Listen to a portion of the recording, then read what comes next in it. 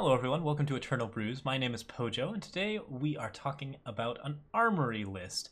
And this particular armory list is kind of special because it is a list that you can build entirely without legendaries.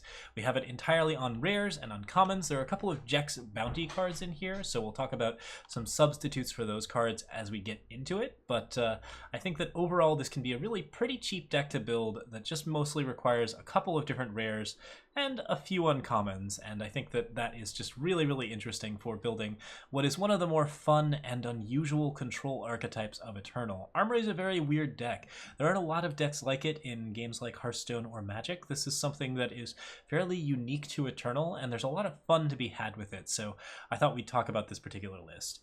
The list that I am using comes a little bit from our own aggressive armory lists and a little bit from a person called Buckwheat ECG, who apparently made #1 Masters with a version of this deck that ran 2 Starsteel die shows. However, we've taken the Starsteel die shows out, and we've substituted them with Stonescar Maul, a card that is a little bit better against some of the token archetypes for pushing damage, and is also just really strong in general, and has the advantage of not being a legendary. So decided to run 2 of those instead, and other than that, we kept the list more or less intact.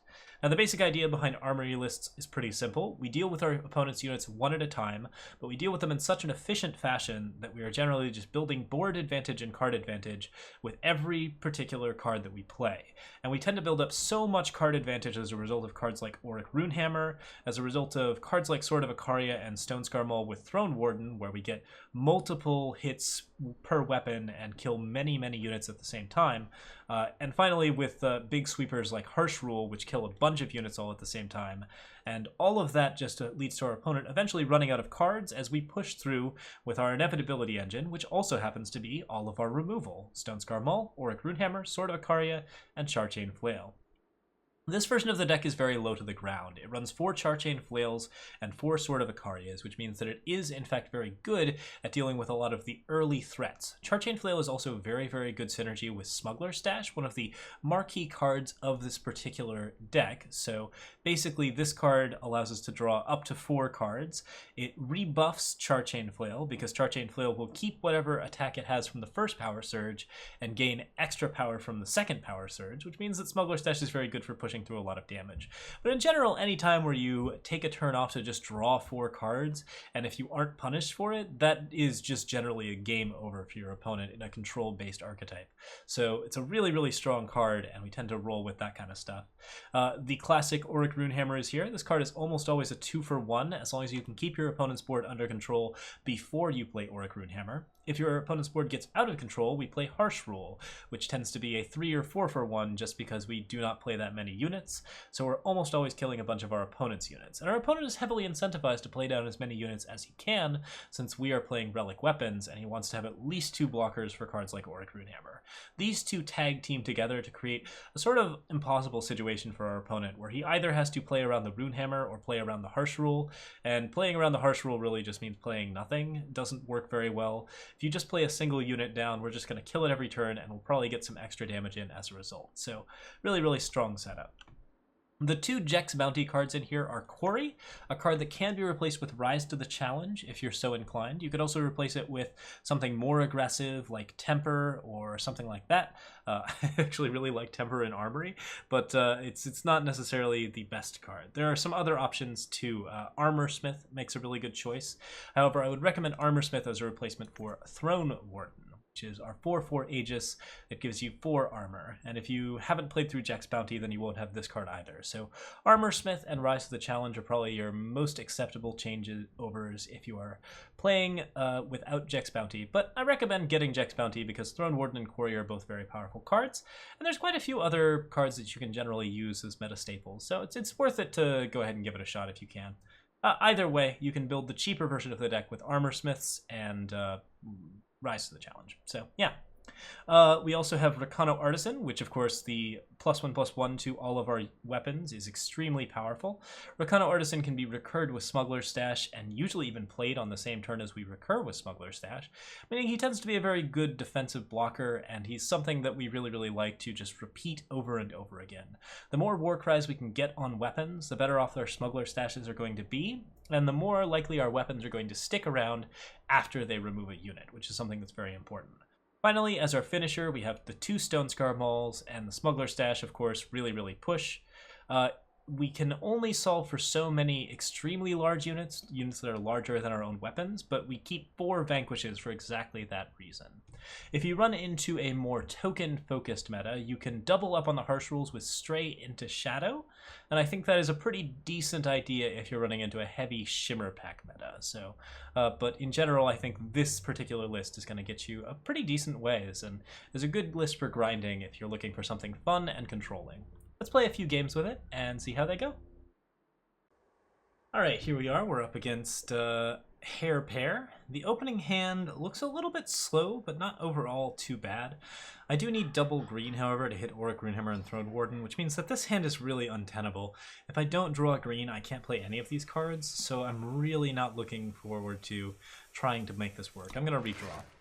Armory in general has very reliable hands. As long as you can get the correct power, you can usually find some cool things to play, and double Rakano Artisan is definitely sort of the dream hand. We want to have some early stuff to play because late game and mid game stuff is in very high supply.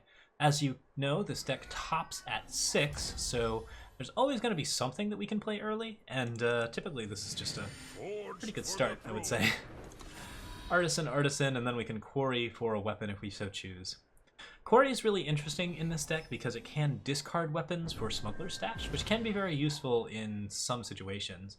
You can also discard units for Smuggler stash, which isn't necessarily a good idea, but could be fun. My opponent is playing red, green, blue, so likely some sort of slower control, maybe Staff of Stories focused with Inspire. We will see what happens. Alright, got a torch here, so it's possible it's Icaria blue. This is a sort of armory-like deck that runs Icaria at the top and then generally just goes for a lot of blue removal. As you can see, double Rakano Artisan just makes for a really fun time. So we're going to attack for 2 here, and then we're going to sword for 5 and a Warcry. We're already just off to the races. This is a really good start, and I don't think there's going to be a lot that Hair Pair can do about it. Control decks tend to have less answers to the types of cards that we're running than you would expect, since they tend to be very heavy on removal. Lightning Strike is removal that works on both your relic weapons and your actual units, but I think it's well worth it to go ahead and go for this. Swing for 2. Opponent has a torch for that. If he has a Lightning Strike for the Sword of Icaria, we still get the double Warcry, so we're not that bothered, but should be interesting to see. Okay. No, indeed, he does not. So we're going to go ahead and pull a power. And if we can discard a power to Quarry, that would be ideal. Vanquish is pretty cool, but I don't think there's going to be that many targets for it. This big Auric Runehammer is clearly just a way better choice. And with 8 whole attack on it, that's a really nuts card to be having at 3. So we're really off to the races here. I can't imagine this hand having gone any better than how it's currently gone. My opponent has played his own Auric Runehammer here. I'm going to play Throne Warden in front of it. I think. I don't know, 8 damage is pretty good, I think, and there's not that many ways that he's going to be able to deal 5. We could lead with a smaller Auric Runehammer, and that way have a bit more of a chance to keep this bigger Auric Runehammer out. I think I'm going to try that. So we're going to lead with 4 damage. I've got 3 different Auric Runehammers with 3 different stat lines. We'll just try and get a bit of damage out of his face. Okay. Going for the Rise to the Challenge. Now the only card that he could have here at 2 that would really hurt me is Lightning Strike. But we're not attacking for 4, we're attacking for lethal. So basically just going to say GG. I don't think there's an answer in his deck, so Auric Runehammer sets up. 8 damage to the face, and that's the game. No Icaria for you. A+. Here we are up against Oboma.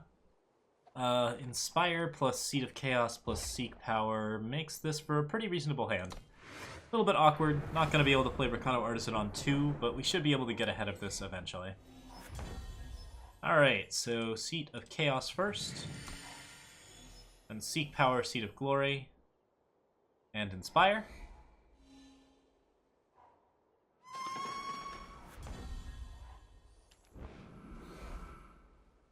don't need anything in particular. Probably double green is most important. I'll go ahead and Seed of Glory here.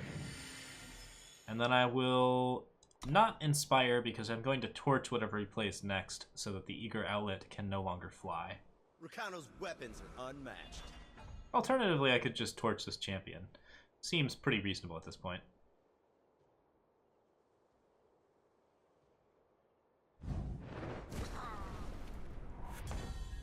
Alright, so next up is Rakano Artisan. Forged for the throne. Still leaving that torch up, so we're pretty good on that front.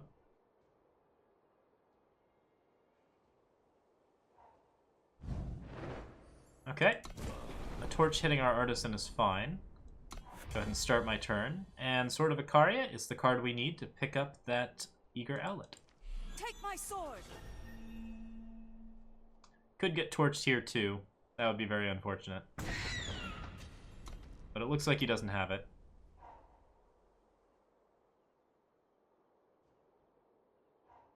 Rule number 1, don't drop your tools. There goes the Tinker Overseer, and look at this, we got some card advantage. We can Inspire here, and I guess we got a little ahead of him. Alright, we're up against Slayer Pato here for round 3.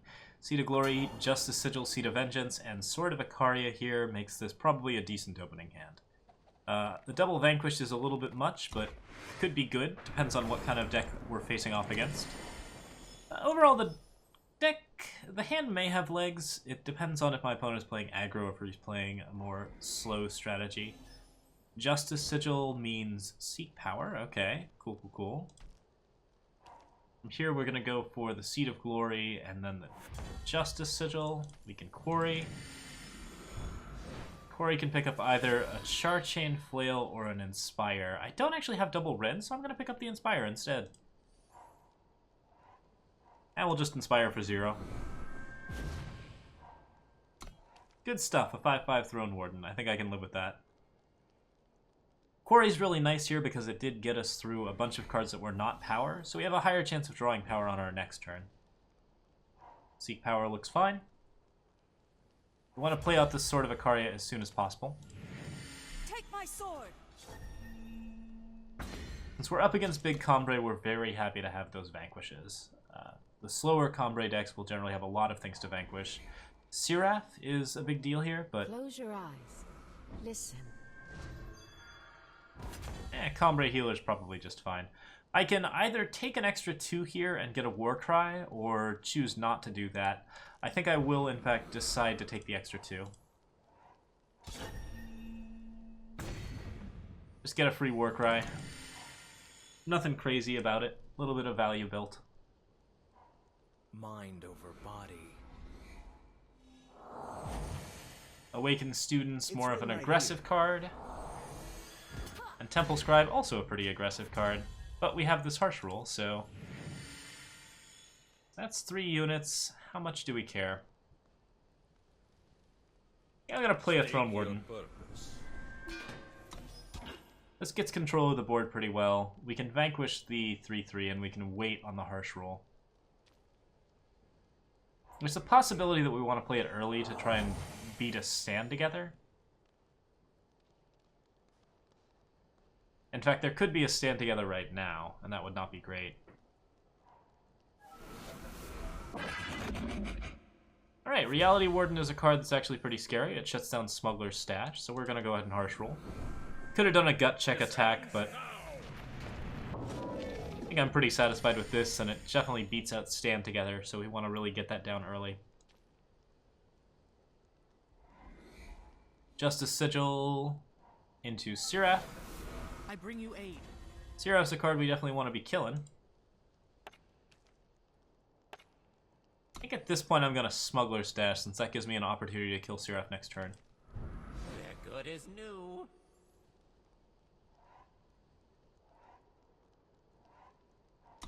And end my turn. This is not a great Charchain Flail because we didn't get the Power Surge off of it because we discarded it to Quarry. So it's only a 0/1 at the moment, but it is a little bit cheaper at the least. Actually, not sure why this is a 1-cost card. Okay, yeah, there we go. Okay, so my opponent did not play his 8th power, so I don't think we need to really worry too much about the Seraph. I am going to go for Rakano Artisan. Forged for the throne. And then I think I'm going to avoid casting Charchain Flail this turn because Stand Together seems reasonable.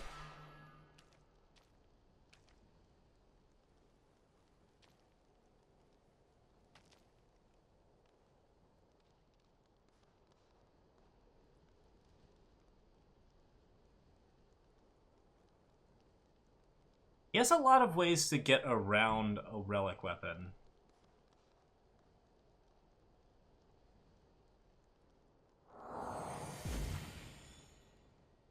Find the Way is potentially one of them. I'm gonna go ahead and guess that he has Stand Together here. Do we want to see the Stand Together now, or do we want to just ignore it? I think we're gonna just ignore it.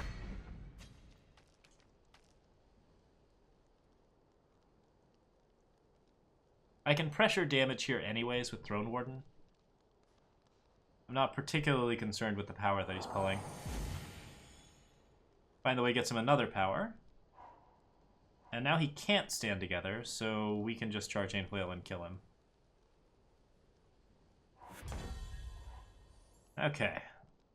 Seek power here, gets a Shadow. We don't want to play the Shadow because we can use that to threaten a Torch. Good to see there was no Desert Marshal. That would be the other card we're kind of worried about. Think for 4 here, and play a Shadow Sigil.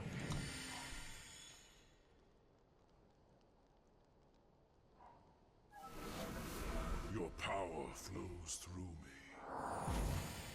Mystic Ascendant draws him cards. We do have Vanquish for this particular card, so we're not too worried about that.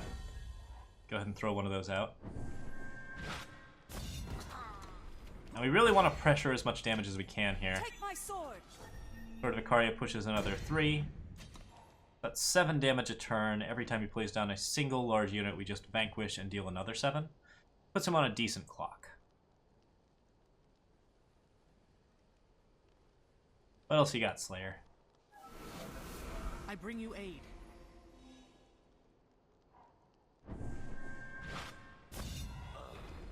That's a pretty good answer to the current situation. I think we will probably go ahead and Charchain Flail. Let's do it this way, since that actually gets us... Oh no, it doesn't quite get us the extra we want. I will have to just play the Charchain Flail. Kill the Seraph. That card needs to be answered before it gets too much stuff out.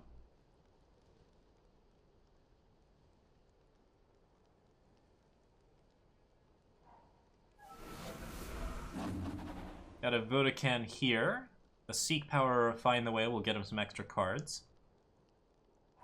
But if he doesn't have that, then we just get to Vanquish. And I think it's worth it to just stash here. They're good as new. Artisan, grab a Flail, grab another Flail? They're very big Flails. I think that's worth it.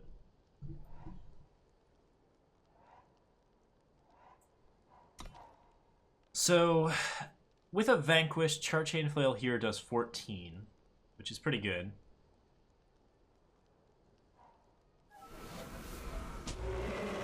It's not quite lethal, though. So we'll just have to sort of go for it. I think what I'm going to do is I'm going to spend one of these Charchain Flails to just hit him. Maybe go Throne Warden. State your purpose. Then Charchain Flail to bonk him on the head. There's a Scorpion Wasp here. That's okay. We can just block with the Throne Warden. We're not too worried about that. As long as we're picking up a Scorpion Wasp or a Sandstorm Titan next turn, that's totally okay. Try that again. Got it this time, so now we go Throne Warden plus Artisan. Forged for the throne. And we're set up for that 15 damage Charchain Flail next turn, which is our lethal. Halt! Okay.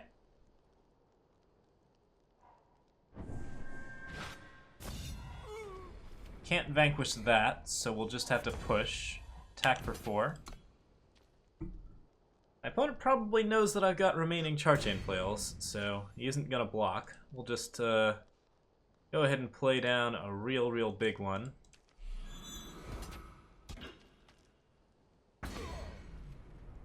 Threaten lethal with these guys. We're holding on to the last one because Vanquish plus Charchain Flail for lethal. Pretty strong stuff. You've run far enough. Okay, from here I have to Vanquish.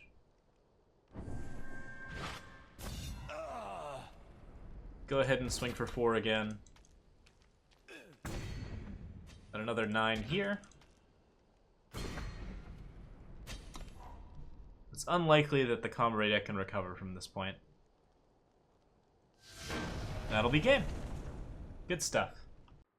That does it for today's brew. As a little something extra, we've included a new version of our Aggro Armory list. This is the more aggressive version that uses units on the board and tries to push a little bit more damage with cards like Crownwatch Paladin and Navani Warsinger, because of course I'm a little bit greedy and I really like having big units down that we can play some fun stuff with. So yeah, here's the new Aggro Armory list. If you're interested in an update on that one, this one's really fun. And that's pretty much it for me.